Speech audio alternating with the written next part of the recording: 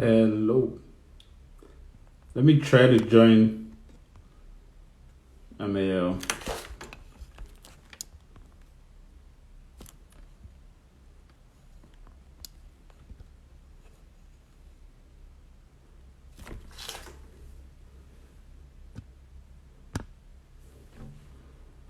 Hi guys, how you doing? This is Oliver here. I'm trying to get Ameyaw Debrah on so that we can go. I see Abeku. Abeku, what's up? Just one sec.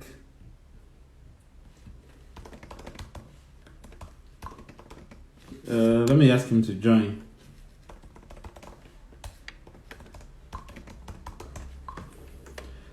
Guys, it's good to see you all. We're planning a very interesting conversation with Ameyaw Debrah in a few sec. And so I'm trying to get him to join the conversation. I mean, as a lot of you know, as advertised, the aim of this conversation is about building a broader coalition of people. So I'm very grateful for his platform right now, and I'm looking forward to have him join us in this conversation. Abeku, I'm good. How are you doing yourself? Good to see you as well. Let me try to invite him.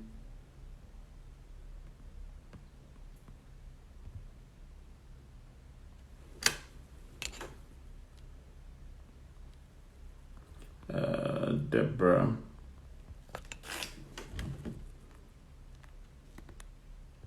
No, he's not showing up. Can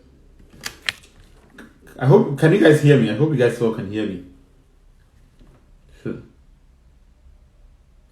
Jamal Yakub, nice to have you. I'm still waiting for Ameyaw Debrah to join the conversation. As a number of you may already know, my name is Oliver Bakavomawo. I'm one of the many people who are spending their time talking about Fix the Country. And so, I mean, on other occasions, as a number of you know, we try to convene the protests that the police are still blocking us with. Okay, so I see Ameyaw now. Can you? There you go.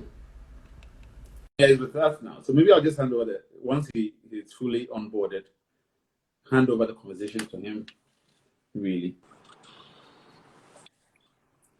There you go, big man. How you doing? Hello, good afternoon. Good afternoon. What's up? Hello, I'm good. How about you? No complaints here. I'm happy that you're happy to do this conversation as well. I mean, for us, it's about having it's a global.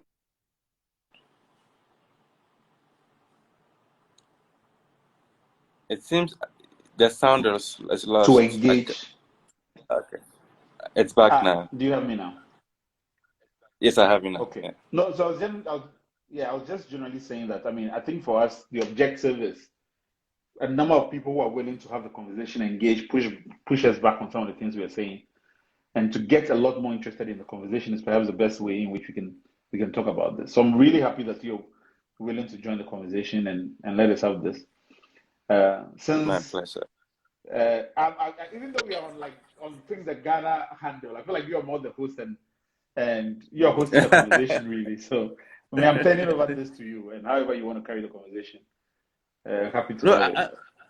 yes, I mean, I'm happy to be here, and I think it's important that we have these conversations. Once it started, I've had some few conversations offline on TV, and I think everybody understands that it's a very, very good cause, and it's important that we demand uh, a lot of accountability from the people who are leading us so that Right.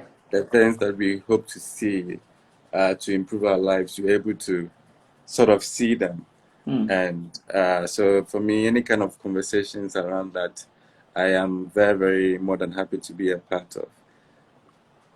No, absolutely. I mean, I completely agree with you that I think one of the things we haven't done, even though a lot of young people are often engaged in the conversation about how to improve systems, how to improve the country, a Mm-hmm. lot of the mobilization happens within the framework of the two main parties, right? And some political Mm-hmm. party action, and very little outside of those frameworks. And so that's perhaps maybe one of the things that is getting a lot of people excited about Fix the Country, but also the same thing Mm-hmm. that is making a lot of people apprehensive about where, like, where is this going to end? What's the purpose? Are you guys trying to find a way to Exactly. leverage yourself into the main political party? Mm-hmm. Like, what is, like, all those conversations are still questions we can touch on Yes, broadly in yes. this And I conversation. remember I remember conducting a little poll on Twitter asking, Mm, I mean, some of the things that people really wanted and needed fixed in Ghana, and the response was amazing. I think we had a little under 3,000 people responding mm, to the poll mm, in 24 hours, and the comments that came in, I think on the top of everybody's lips or mind was unemployment and mm, having it fixed. I mm. guess it's also because social media is used a lot And by the a lot of youth, young and graduates, right? so yeah, and so they have those real issues of unemployment, and so it's like on their minds. And like you said, often it's the two parties that started and lead it. And I even they've tried to be in this conversation, and I've keep kept telling people that we shouldn't allow them in, Mm, because once we allow ourselves by attacking people who we think belong mm, to A or B, mm, then we are inviting that willingly to happen, mm, and then now it becomes politicized, and it will sort of defeat uh, the essence of this whole thing, which we want the world to know it is our problem that we are going through. It is if I'm driving on the road in front of my house that is not good, I want to talk about it. I want people to fix it. I don't need to be mm, in party A or B to make that happen. So I like the fact that by and large the conveners have been by themselves being able to sort of remove those political elements from it, although the issues are quite political, but those mm, partisan sort of mm. interest along the line is not coming from the organizers, Right, although on the fringes they do come in. So I'm really, really happy with what you guys are right. doing with that. I mean, let me. Perhaps what we'll do is I'll throw a question back at you, and you can throw one at me as well. That's the way in which we Mm-hmm. carry the conversation forward. One of the things I have been wondering about as we have tried to reach out to a lot of people who are in the sort of the creative industries, right? Mm-hmm. Is what do you think is the most difficult roadblock for people within the creative sector to jump on this and say, we're speaking up as well? Like, for instance, when you see Yes. like past mobilizations with like Yvonne Nelson, Lillian Doomso, and Mm-hmm. others, like, what do you think is the biggest fear for a number of creatives who want to jump on these conversations and also be actively involved in leading it? Yes, I think the conversation, the big challenge would be, of course, being stigmatized and being put in one political party or the other once you start Mm, to voice out your opinion. And it's something that has been the case with us for a very long time. And I think as a people, we always expect somebody to belong to A or B, and mm, we accuse them of being there even before we know for a fact whether they are, and even if they right, are, what is the big deal? right. Exactly. So I feel we've had enough history, or history has taught us well, for those people within the creative sector, that each time they go out to voice out. I mean, it happened with Yvonne Nelson when they were doing the Doom So Mask, and then he was politicized. It was politicized. Those in the NDC came for her, while those in the MPP praised her. Yeah, And sometimes, too, our utterances have not been good. We haven't given people that ability to think for themselves and to voice things out. We always want, for instance, I wasn't happy when I saw somebody like Yvonne Nelson make a statement that other people are not talking because they have been paid or right. something. which for me I think is so unnecessary because it goes back to emphasize or sort of solidify the canker or the thing that we are fighting. That if you are speaking or you're not speaking, then it means that one party has paid you or not. I think there's an issue at hand that we are all discussing. Whether somebody has lent his voice or her voice to it or not, that shouldn't be the immediate issue. The challenge is that those who have the voice and they want to speak about it, let them adequately focus and speak about it, because then we see it to be true. Because I'm not also for people who just jump on things because it's trending. And that sincerity for me is very important. And often when people from the creative arts do it, you don't always get that element of sincerity. They tend to do it because everybody is doing it and they must say something. And whereas for me, I think when matters of this nature come up, we should be very sincere. If you have something to say it. If you don't have anything to say, don't say it. No, I mean, I completely agree with a lot of the things you're saying. Like, for instance, let's take a couple of the people who have been mobilizing with us, like Kali J, Ifeodo, Comedian Warriors, and others, that they've been on this from the get-go. Like I was telling one of the guys that, listen, like a lot of times when I'm speaking on some of the issues, I worry that I intellectualize too much the conversation.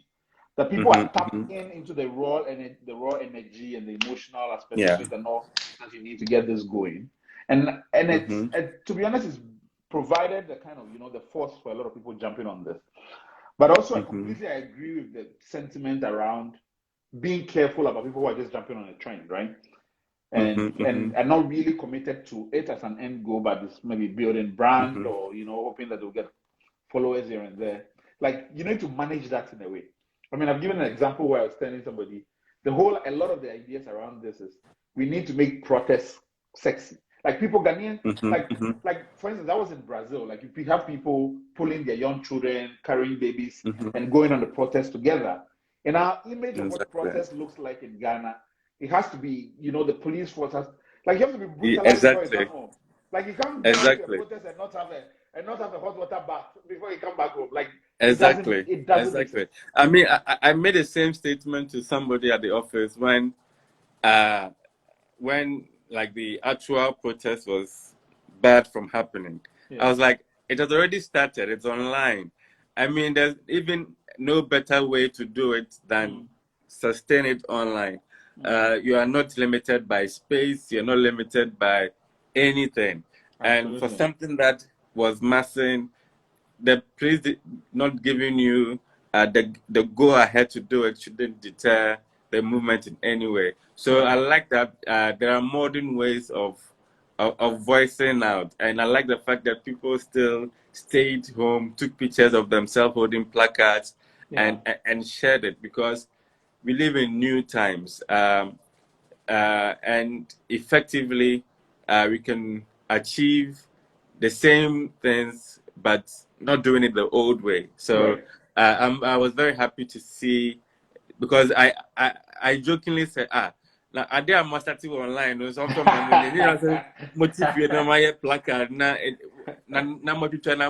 was happy that it happened, and I must say, well done to you guys for holding the fort and then and making it happen. I mean, like a lot of this is also redefining what protest means, like what you're saying exactly. Like the old times where to be able to protest, you need to be on the streets to do that. Like this is changing, what protest means. And I think a lot of people are going to take a lot of cues from how you can mobilize a virtual protest. But you have been in this space for a longer time. And, like, I suppose social media is also much like maybe traditional media. There's something that hits, then goes, hits, then goes, hits, then goes. Perhaps in sort of the things we've been engaged on in Ghana, FixTheCountry has endured longer than a lot of the themes that come up. What do you think is like the biggest challenge to keeping a conversation like this going in the virtual space for as long as we need it to keep going? Well, I think once people have real challenges, once people have real things to talk about, it's not going to happen like in a flash and then it ends. People wake up every day, they go through something and say, Charlie, this is what we're talking about when we say fix the country. And so it feeds off that emotion of real things that people are going through. And I like the way, I think being creative also counts. I remember when it was Mother's Day, it turned to fix Matagana and all of that. So it's finding those creative ways to keep and sustain the conversation going. And like I said, once it is real, once people can tap into it, it becomes easy for the conversation to keep going on and on. So by far, I think this has been one of the most sustained campaigns we've had in a while. It goes off, and then another day you see it's back in the trends. People are back at it, and I think for me, beyond the people in front of it, that being vibrant on Twitter and all of that, and so they are able to make things trend. I think it's also because it reflects that realness of anytime you do something, you go through an experience that is not good, you want to refer to it and let people know that, Charlie, we need to fix this, and that hashtag becomes like go to the mobilizing way tool that we use. But let's talk a bit about like because I mean you've done a lot of your stuff virtually, right? But do you think, and this is one of the questions we keep getting, how necessary is the physical protest element of it? And I see a number of people asking the same question, that the physical protest is still necessary, even if you're doing the virtual. What is your sentiment? Do you think that a virtual protest can be sustained long enough that even if they continue to block us on the physical on street protest, we can continue to use this? Yeah. For me, I like to look at it more from the impact. And I mean, once people go on the street, there is some visibility for the protest. There is some inconvenience they cause, and so people sort of feel the traffic and all of that. So there is that kind of direct impact. Maybe depending on where they do it, some states some work may stop, and so then the government immediately feels it happening. Or once it's happening, the police is involved, so government eye is sort of on it. So in a way, these are the things that may make it different from the virtual. But again, we live in the times when people cannot ignore what happens online in the digital space. So once the force is there, they would see that people are pushing for this. This is what they are saying. Pictures, videos, everything is there. There's referral in terms of the call that people are making. And so it sort of puts in the same way. So it's just those few elements of the physical ones that makes people sort of experience it in more of a real time that causes the difference. But if, for instance, the protest is you're not at the venue or anything, and you're waiting for coverage to see what happened on the news, on TV, in the newspaper, there is the same sort of feel you will get. But like I said, the few differences would be the ones that I mentioned before. Let me ask you two last questions, and I can turn over the mic to you, and you put me on the spot. So the first one is, one of the things that like caught people's attention was, hitting 600,000 tweets in a day, and people's like, and there's a sort of a challenge. It becomes like an artist who puts up a hit album, and everybody's asking, when is the next one coming, and when is it going to be bigger than the first? But so even though we are having consistent, even like last time I went to Benadavile's show and he was talking about this, and I said, between yesterday and that day, we have had 29,000 tweets. Like, that's insane of people talking to the country. But the fact that people are not seeing 600,000 or going beyond that, they feel like, oh, but does it mean nothing is happening, right? So I kind of want to pick your mind on how many times have you seen tweets cross that threshold on a day-to-day for it to feel like, this is an important issue. Then the Yes. second one is, the second question, which is connected somewhat, is a lot of the conversations is connected to Twitter trends, right? Like Twitter trends. But there's a huge community on Facebook. Like a large older generation is on Facebook who are still active on those platforms. There's Instagram as well. You are kind of across all these platforms. What do you think is the differences in the ways in which people engage and interact and discuss these issues across the different ones? Yes. Let me answer the second part. I think that is what makes Twitter very lively. I mean, I've had conversations with people from Twitter in recent times, telling them the culture in Ghana around Twitter and how it's picking up. And I think that trending thing sets it apart from every other social media platform. And it leads a conversation that allows you to be in the conversation, whereas everything else becomes very private. So on Facebook, what friends and friends are talking about is what they see. Whereas on Twitter, you have the option of going to see what everybody else is talking about. And that culture of knowing what is cool, what is trending, is one thing that sets apart. But I think with the Fix Ghana, Fix the Country thing campaign too, Facebook did well. There were a lot of the messaging went on Facebook as well. Of course, the numbers are there, and we had individuals leading conversations on their various platforms talking about the issues, whereas Twitter now became more of a pool of what everybody is saying and where the conversation is going. So Instagram, it's not so much because how it is made, but you realize that pictures of the protest, the virtual protest with placards and all of those ones, started also circulating on Instagram because, of course, it is built for more videos and picture engagement. So all platforms were used in a number of ways, but I think the most, because it started on Twitter and because of the trend thing that fuels energies on Twitter, it was seen more there. But Facebook also did remarkably well. I'm trying to remember the first question. The first question is about 600,000 trends and people are expecting. Yes. So it doesn't happen often, especially in Ghana. Most of the time, people trend and the numbers are not there. But of course, because the campaign was at a certain height in the beginning, so we may not even get there again unless something major happens and everybody goes back to that.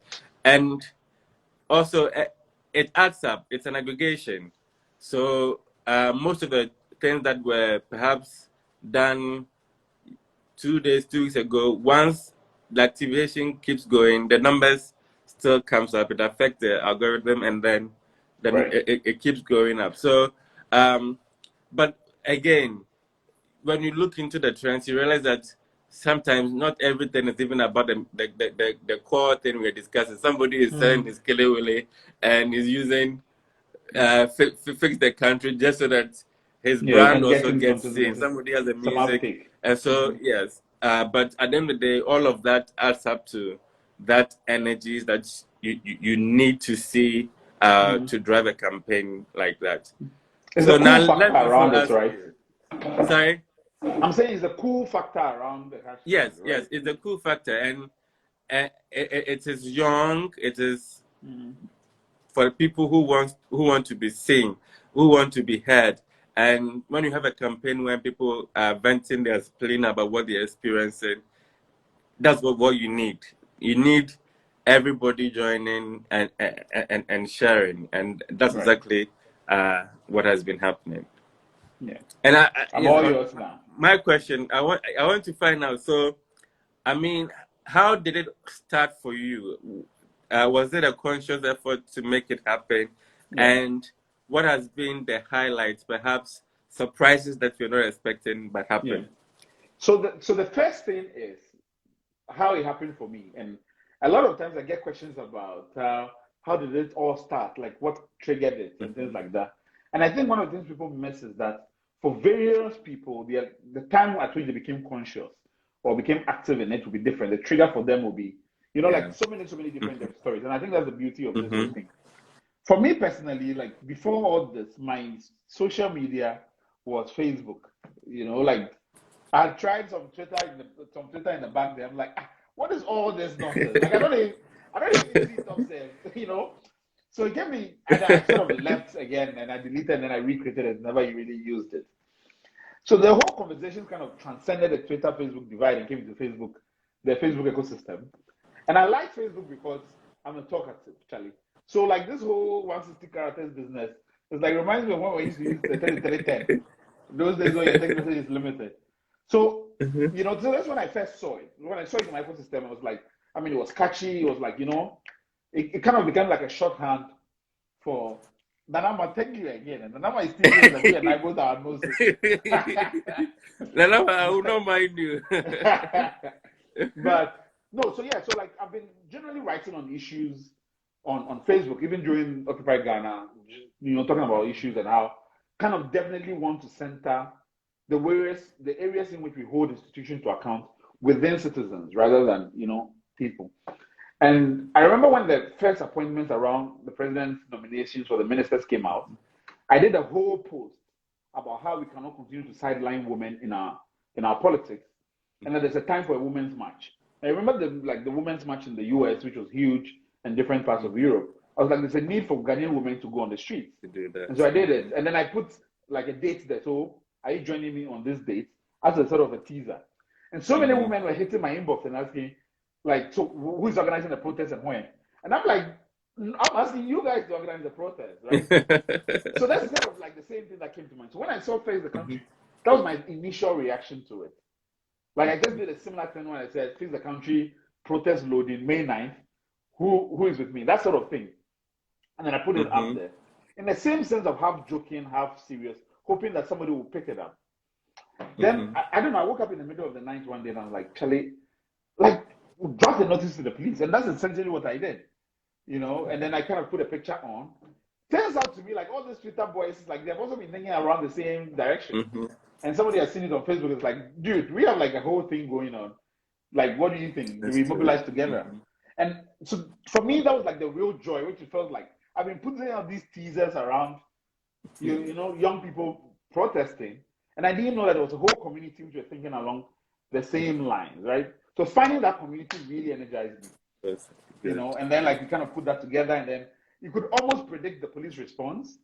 So in many ways we had anticipated it, but we kind of also wanted to engage the system in a conversation like we did, right? And so that whole back and forth, and then sort of like everybody's like, wait, where are these guys coming from, and how all of a sudden are we having a protest plan? Kind of like really engaged in that conversation. Correct. But I've also been very happy about the ways in which the conversation has stayed consistently across Facebook and Twitter. That people who don't tweet at all are having engaged conversation and talking about this issue. And a lot of young people who don't do Facebook or shit, like they are also doing their own thing within that space. And that is the connection with the, social media divides and pushing the same issue on agenda. I think it's beautiful. The last point I'll make is even the one of the things I say is that you need to remember that we haven't been here before. Like this is a whole new ball game. Like when you look at past protests, you have people like them, like where they're politically affiliated, what they're doing and all of that. For a lot of us, have never even organized a protest before. I was telling some Zanyanini that like I am an academic at heart. Like I find this is how far to think that this is where I've come, this is how far the Lord has brought me. Like I didn't even think I would be involved in this, And so we're trying to make it work. We're trying to dig deep, find creative sources, trying to find different ways of mobilizing, thinking through it, being historical about it. And that process of continuously being willing to learn and also devising a whole new thing, it's mad exciting. Like I've never been this energized about anything Ghanaian in a long time. So that's kind of for me how I get into the conversation and what has kept me going to this point. That's great. And I like the fact that people have listened even if they pretend they're not listening, they're paying attention. And yes, it shows that there is power in the voice. There's yeah, it's been good. But how have you taken the whole fix yourself conversation? Like, what's your sense on that? So I have a feeling that even the fix yourself thing, they picked it off of me, I because see. somebody. So I remember somebody made a comment that something my paymaster something. So I made a statement that anybody who says that, like, I responded to that, and I added the hashtag from nowhere, fix the country, fix yourself. Interesting. So I added fix yourself to it, Yeah. and then few hours I came, And now it's blown fix up. yourself too was trending. Yeah. And I was like, was this thing a thing already, or are they biting off what I had Something you had said? put up. And yes, so I later realized that they took it from what I had said, and they also turned it into their whole own counter movement. hashtag. Yes, but as you would expect, the two political parties came to try to either inflate things or to dilute things.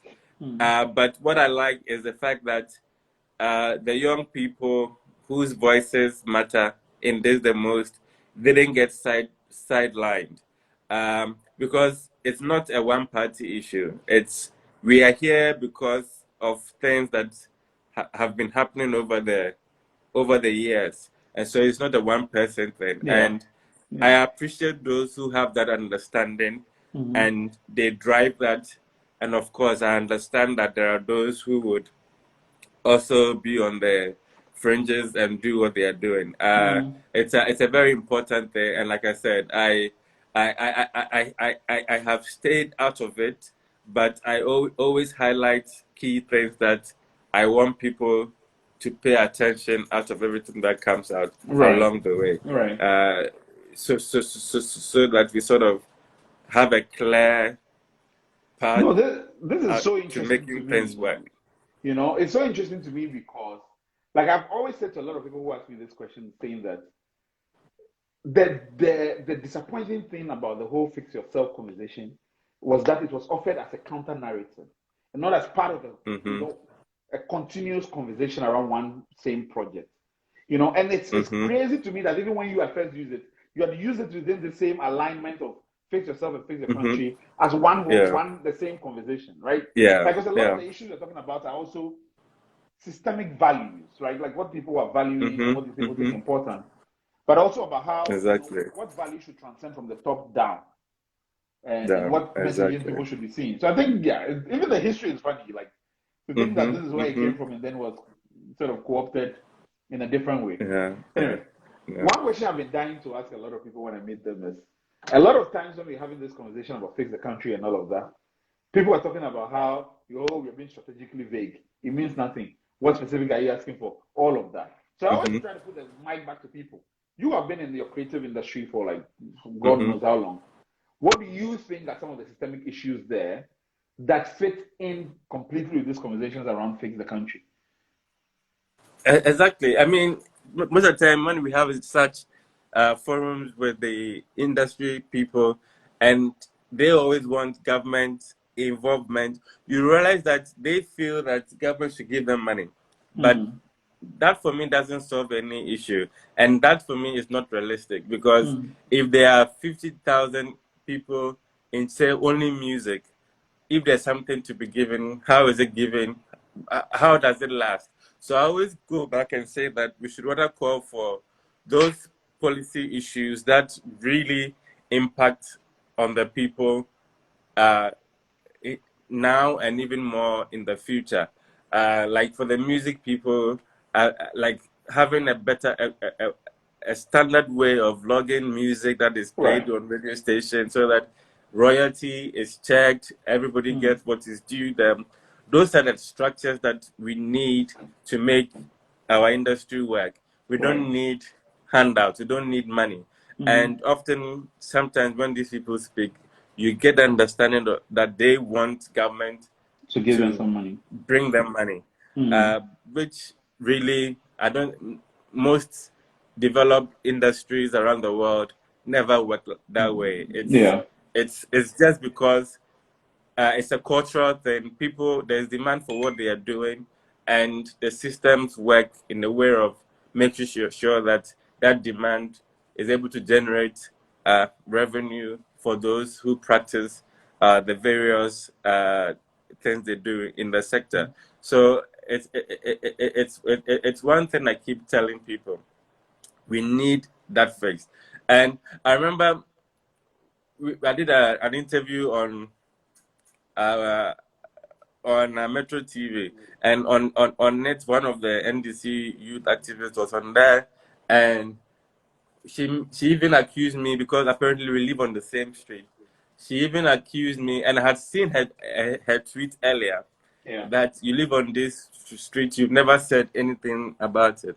And then I go back and I pull a tweet I did about driving on that road and calling people out, saying that they should fix it, because that's what I am. I like to be sincere. I like to put my experiences out there. So if I'm driving on the road and it's bad, I will talk about it, not because I'm MPP, not because I'm NDC, but because it is what I'm experiencing. And I think the more and more we have genuine people do this, the better for us. Otherwise, everything goes back to MPP, NDC, and they would lead.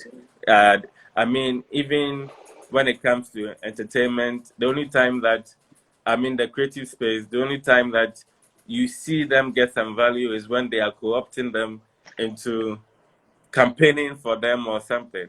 And then when it's done, now it goes back to the complaints. You said you do this, but you didn't do it.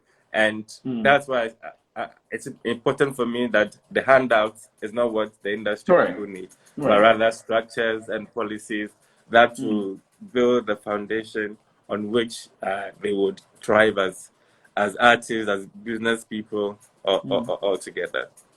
I mean, you gave an interesting example, and I see that it's resonating with a lot of people in the comments about the system. And you gave the example of the royalty system. Actually, also people are retiring on royalties. So, like, they're not waiting for, like those periodic, give me small 50, 150 and things like that. And the responsibility around fixing the royalty system, it has to come from, it's a system issue, right? Like, as an artist, you put your music out there, or you've done whatever creative thing that you've done, you're kind of expecting that there's a proper system for enforcing your rights, right? Like, there's a proper system around how to get some kudi on whatever you put out there. No, yeah, I mean, hey. So anyway, any other questions for me before because I have like questions for days. So what has been your biggest highlight from everything that has been happening with Fix the Nation, Fix the Country? I think for me, the two things, first of all. The first one has been the age demographic of the people who are involved in this. So a lot of the times, I think the perception is that a lot of young people are not politically mobilized, right? They're not, there's an age, let's take the US for instance. A lot of the people who tend to consistently vote and do things like that are in the older age bracket, right? And I think there's a bit of that in Ghana as well, that a lot of young people say, why do I even have to bother and go and join the queue or things like that?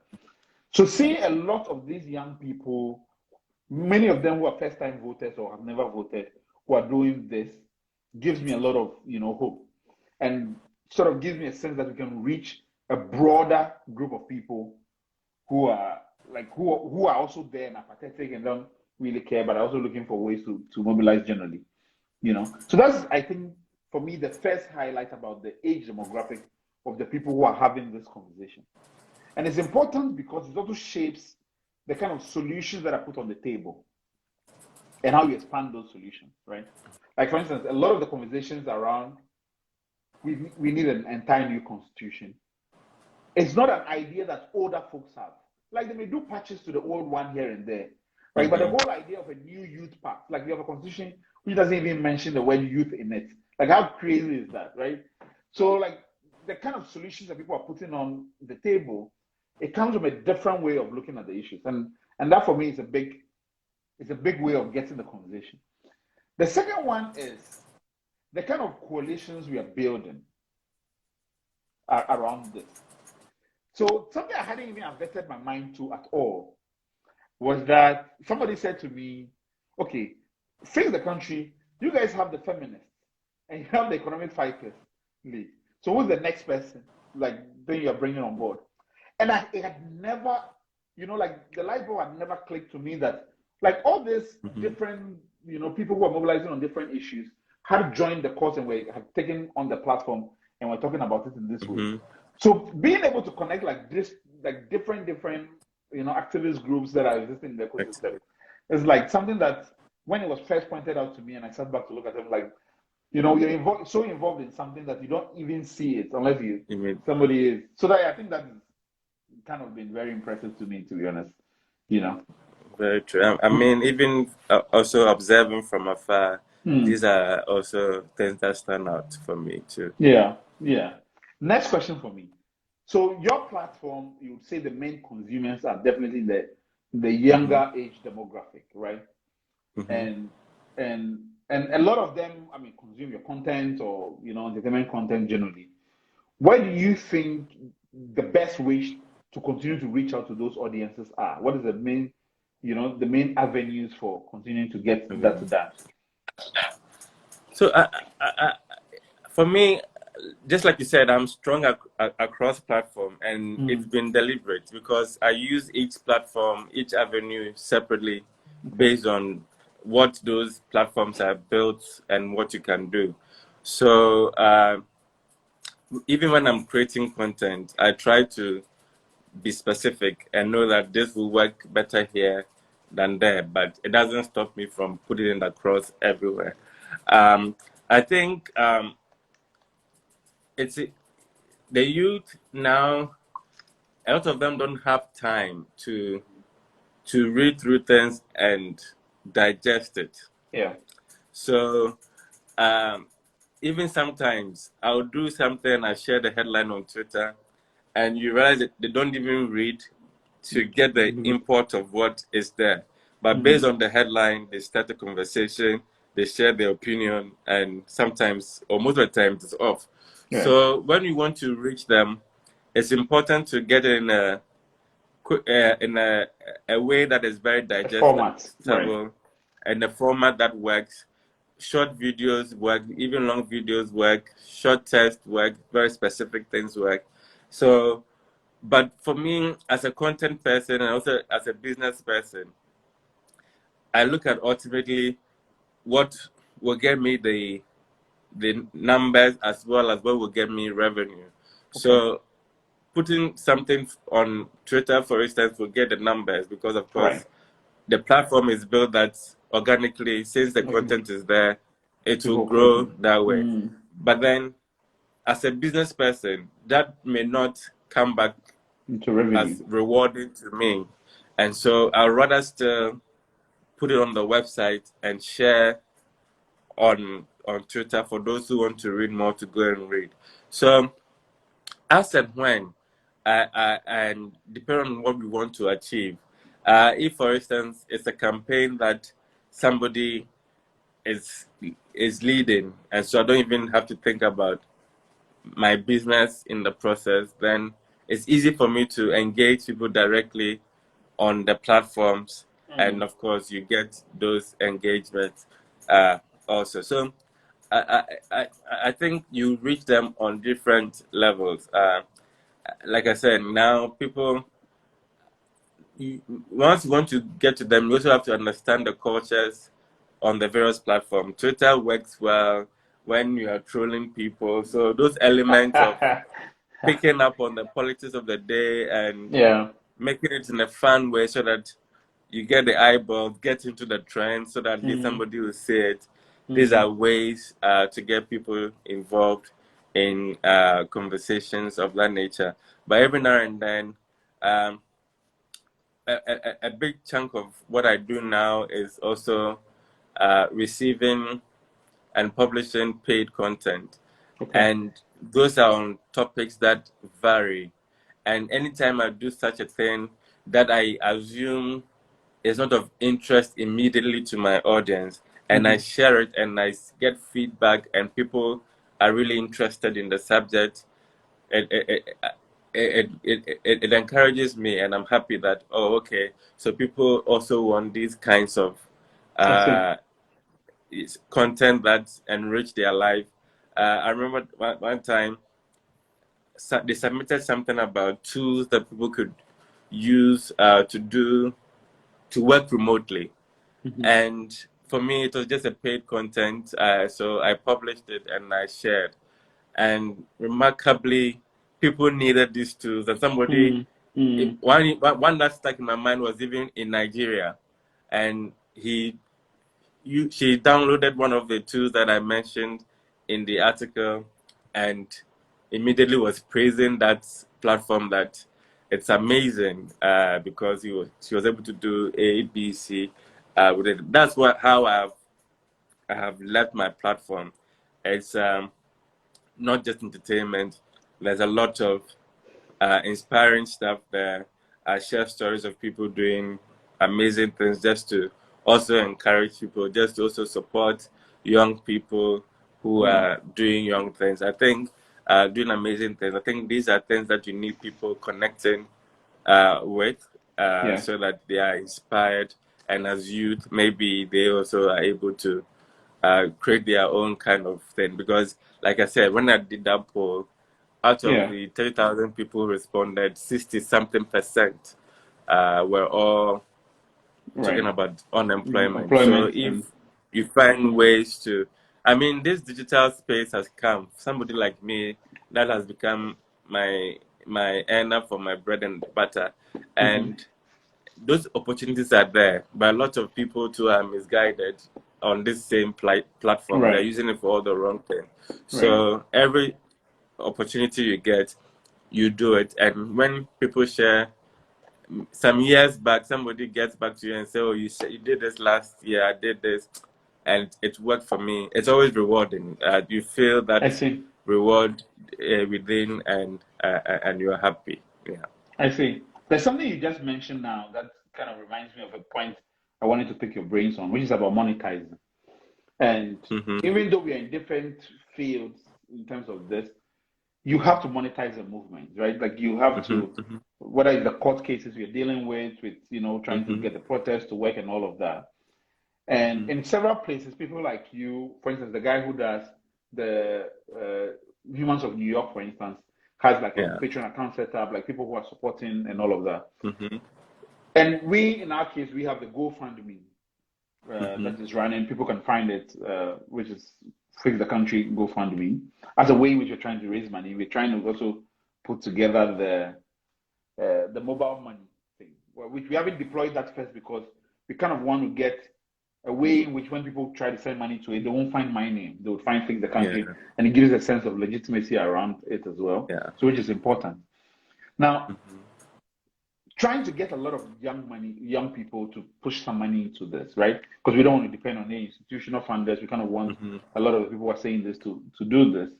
What do you think is the biggest challenge you have seen in trying to get people to support something like that this way? So I think in general, Ghanaians, they find it difficult to support campaigns, especially when the need come for them to give out money.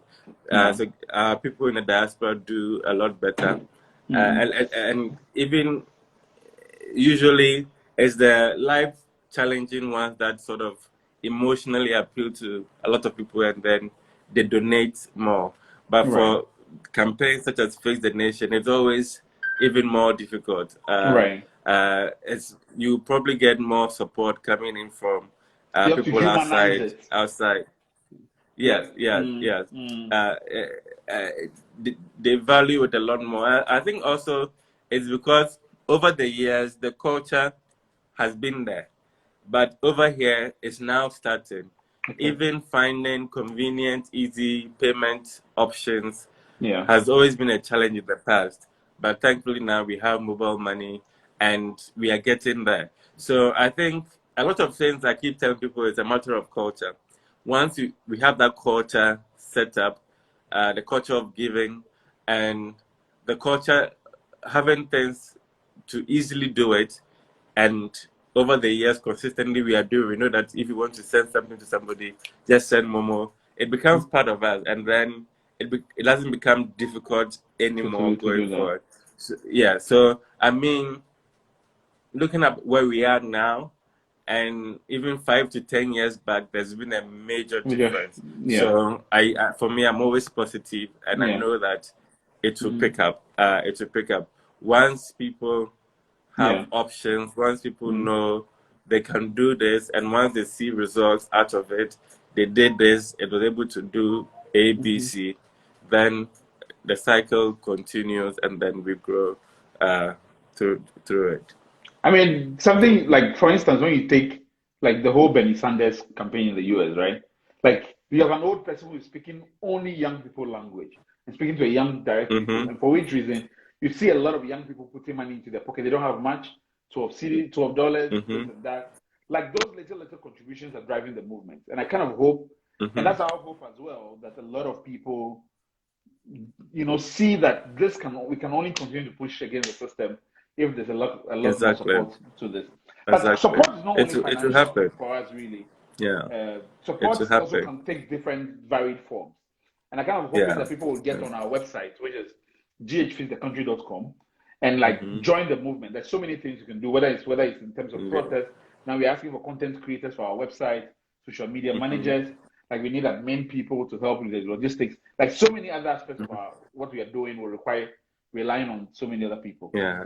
Now, one of the things I want to mention as we are transitioning towards the end of this is, so we have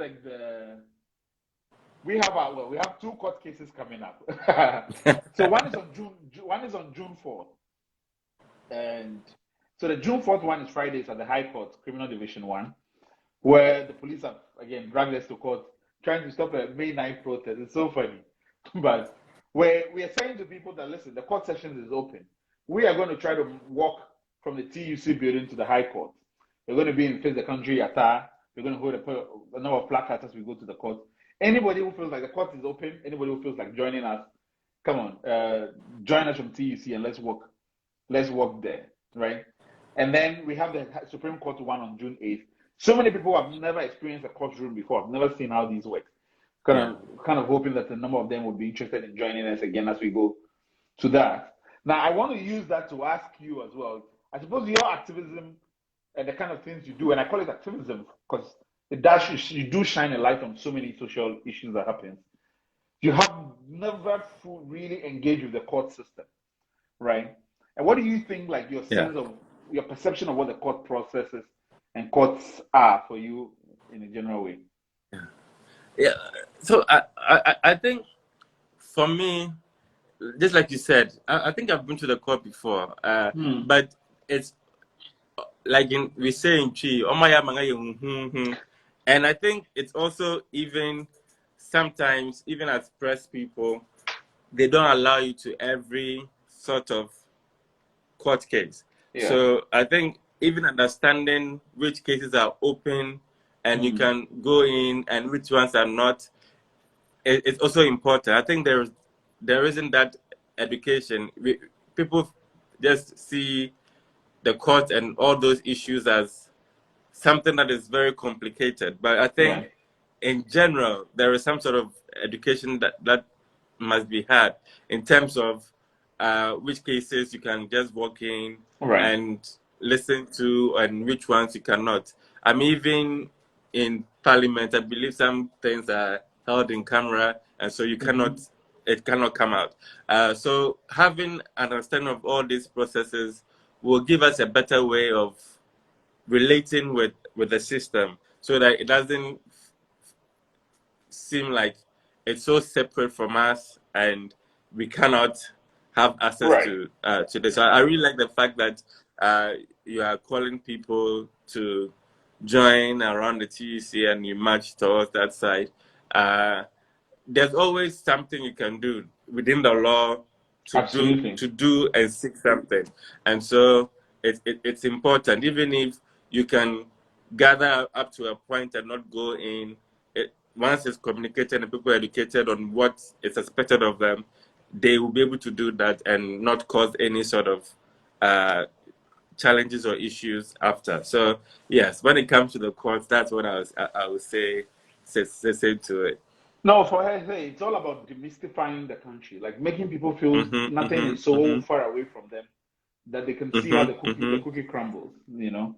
But hey, it's been a really enjoyable conversation for me as well, Same and here, talking to same you. here. And It's been a apart pleasure. from our shared noses, I hope that people find that there's a lot more commonalities I of know, right? thinking generally. I don't know whether you have any last words. What we were trying to Well, wrap this my up. last word to be that the rest of us are grateful that you guys have taken the lead to conveying such and lead such an important discussion and campaign. I mean, like you said, you knew the challenges that would come up and you were ready for it, and it can only make the system work better, and we at the end of the day will be those who benefited, those who took part in it, those who didn't take part in it. When it works well, when everything is fixed, we all benefit and enjoy. Right. So I want to say big kudos to you guys and everybody who took part in it, the citizenry that made their voices count and continue to make their voices count, because we have a long way to go. It's not going to happen tomorrow or in 2 years. It's a continuing process, and it's important that we let them know that we have a voice. The voice and the power that brought them in is also able to ask for accountability as well. No, thank you again yourself for availing yourself for this conversation. I have enjoyed it immensely. You know, like even just sharing ideas about someone. Like we are doing activism in a space where you have been making money, right? Like so, so like even getting on this conversation with you and just thinking through some of the issues, I've enjoyed your availability to have this conversation, and I think it's important for us also that ordinary people get the sense that they can relate to the conversation. It's not a politician's conversation, right? It's like everyday people who can want to talk about this, who definitely want to find a way to express themselves and let people understand that like we can't continue to live like this. You know, I've always wondered. One of the things I was very impressed by as a last thought was that Mahama lost the first term, like the first time in our politics, we had a first term president, and I was always wondering like how can we top that? Like, how can our democracy continue to mature? And now seeing that a lot of young people are getting into this conversation, saying that, Charlie, keep your partisanship aside, or even if you're a partisan, put your party cards down and let's push the country, right? Like, there's so many things that affects all of us, and I'm really happy that we are finding our voice and finding ways to reach out to different audiences this way. I want to thank everybody again who was able to join the live. We'll try to share this as well so other people can watch it. But remember. Please follow, of course, follow Ameyaw Debrah, do his content, follow GH FixTheCountry. You can also check our website, ghfixthecountry.com. Also, any one Peswa, GoFundMe account will be very helpful. We have a lot more plans that we need to continue to push for everyone. So, Charlie. Have a good one. Yeah, you too. Take care. Bye.